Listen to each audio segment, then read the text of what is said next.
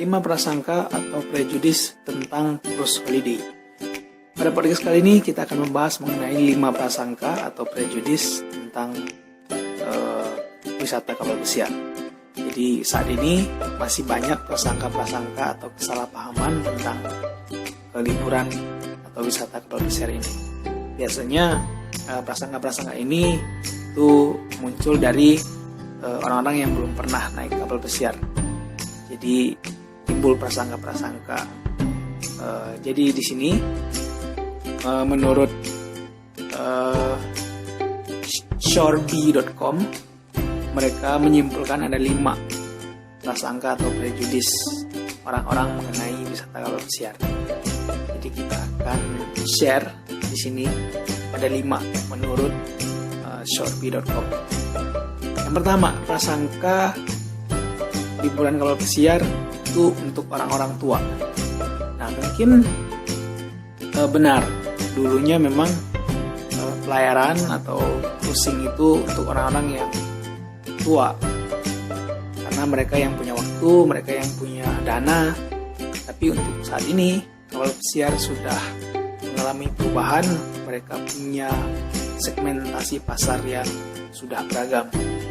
Jadi ada kapal pesiar yang untuk pasangan, untuk single, untuk lansia, untuk orang-orang muda, dan keluarga yang punya anak kecil. Jadi fasilitas-fasilitas di kapal pun menyesuaikan dengan target pasar mereka masing-masing. Jadi fasilitas seperti penitipan anak, fasilitas seperti permainan untuk orang dewasa dan untuk anak. Jadi untuk saat ini setiap cruise itu punya fasilitas-fasilitas yang diperuntukkan untuk semua age, semua umur. Jadi itu yang prasangka pertama yang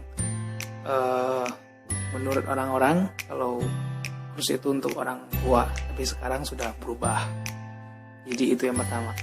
Yang kedua, prasangka berikutnya itu cruise yang membosankan. Jadi beberapa minggu di kapal terkunci di kamar atau di cabin. Jadi memang nggak sepenuhnya benar, karena ketika kita naik kapal kan kita ada city tour. Kapal kita berhenti di satu tempat, jadi kita bisa turun, bisa nikmatin city tour di situ. Dan juga di atas kapal banyak fasilitas-fasilitas seperti kolam renang, seperti gym, seperti restoran, dan juga activity outdoornya untuk beberapa kapal yang punya gitu, seperti Royal Caribbean ada, Costa ada, Princess ada. Jadi masing-masing mereka punya fasilitas-fasilitas di atas kapal. Jadi nggak mungkin selama-lamanya di kamar. Jadi kita bisa keluar, kita bisa nyantai, kita bisa minum koktail di pool, nyantai, bisa melakukan aktivitas seperti olahraga. Ada lapangan bola di situ, kita bisa main di situ. Dan juga ada casino, ada play card room, dan juga kita bisa lakukan aktivitas lainnya di situ. Itu yang kedua. Yang ketiga, prejudis berikutnya adalah cruise itu untuk kaum elit. Jadi mereka harus pakai tuxedo, harus pakai dress gitu. Jadi prejudis yang mengatakan bahwa cruise itu untuk kaum elit ini mungkin dulunya seperti itu, tapi saat ini cruise sudah banyak banget perubahan. Ada beberapa cruise yang menganut sistem freestyle cruising seperti Norwegian. Mereka nggak punya entitled baju yang harus pakai tuxedo atau gala dinner, mereka nggak perlu. Jadi freestyle cruising, jadi bajunya sangat-sangat santai di situ. Jadi ini yang sudah berubah. Banyak cruise line yang juga menganut sistem ini freestyle. Jadi pakaiannya nggak diatur-atur seperti apa. Tapi mungkin ada beberapa yang masih diatur seperti Princess ada formal night. Biasanya untuk 7 malam sailing mereka punya formal night. Jadi ya pakaiannya harus rapi, harus semuanya harus bagus lah, pakai pantofel, sepatu, pakai celana bahan, semuanya pokoknya harus rapi lah. Tapi itu pun paling cuma 1 apa 2 malam. Itu kalau kapal Princess. Ya itu. Kalau yang mengenai prejudice untuk kaum elit. Yang keempat, prejudice berikutnya adalah kita bakal menghabiskan sepanjang hari di lautan. Nah, yang nomor 4 ini kurang lebih sama seperti nomor 2. Prejudice ini memang nggak sepenuhnya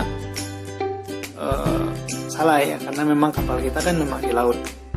Jadi memang banyak, kelihatannya memang banyak di laut, tapi beberapa kapal mereka sudah buat itinerary itu seimbang antara kita di laut dan juga kita di darat.